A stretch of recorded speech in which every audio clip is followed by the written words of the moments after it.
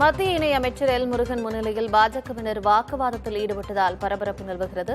தஞ்சை தெற்கு மாவட்ட தலைவர் பதவிக்கு ஜெய் சதீஷ் என்பவர் மீண்டும் தேர்ந்தெடுக்கப்பட்டதால் இந்த சலசலப்பு நிலவுவதாக தகவல் வெளியாகியிருக்கிறது. அண்மைச் செய்தியை பார்த்து வருகிறோம். மத்திய இணையமைச்சர் எல் முருகன் முன்னிலையில் பாஜகவினர் வாக்குவாதத்தில் ஈடுபட்டதால் பரபரப்பு நிலவுகிறது.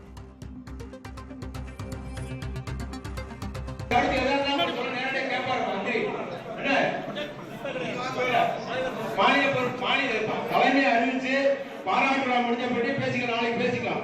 உட்காருங்க, எல்லாரும் உட்காருங்க. அப்படியே அடுத்தபடியாக நமது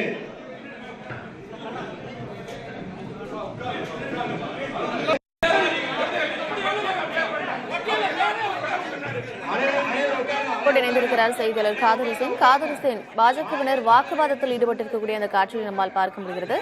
என்ன நடந்தது? அதாவது கார்த்திகா, மத்திய அமைச்சர் எல் முருகன் தலைமையில் தஞ்சையில் மாவட்ட நிர்வாகிகள் அறிவிப்பு கூட்டம் நடைபெற்றது. இந்த அறிவிப்பு கூட்டத்தில் எல் முருகன் தலைமையில ஒவ்வொரு பொறுப்பாளர்கள் அறிவிக்கப்பட்டு வந்தார்கள்.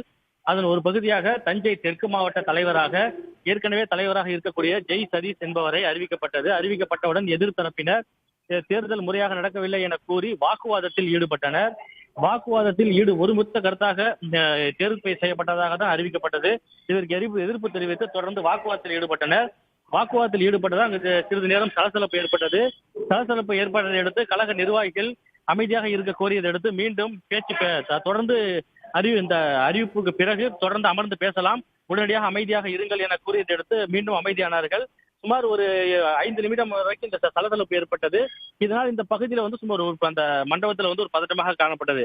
ஏனென்றால் மத்திய அமைச்சர் முன்னிலையிலேயே இது போன்ற ஒரு சலசலப்பு, அதுவும் நிர்வாகிகள் அறிவிப்பு சலசலப்பு இந்த பகுதியில் ஒரு பரபரப்பை ஏற்படுத்தியிருக்கிறது.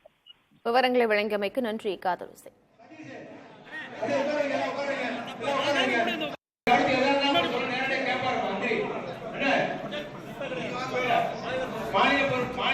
தலைமையை அறிவிச்சு பாராட்டு முடிஞ்சபடி பேசிக்கலாம், நாளைக்கு பேசிக்கலாம். உட்காருங்க, எல்லாரும் உட்காருங்க.